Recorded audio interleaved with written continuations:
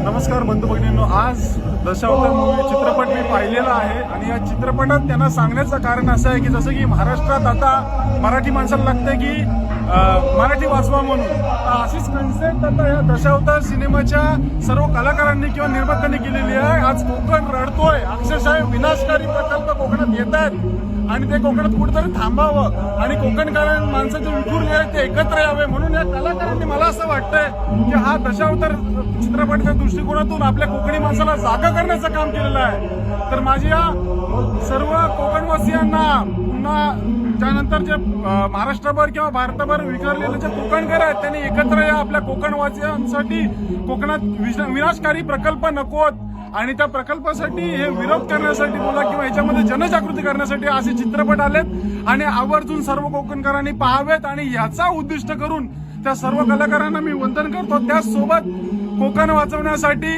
जर कोण करेल हे करेल ते करेल त्याच्यापेक्षा सुरुवात स्वतःपासून करा। आज मी मुंबई गोवा राष्ट्रीय महामार्गावरती चालत चाललोय कोकणातील आणि दुष्काळात जगतील पुढच्या पिढ्या। जनतेला संपवायला जाल तर जनता तुम्हाला संपवल्याशिवाय राहणार नाही। हे राज्य जनतेचं आहे आणि कायदा पण जनतेचाच। काय करायचं ह्याचं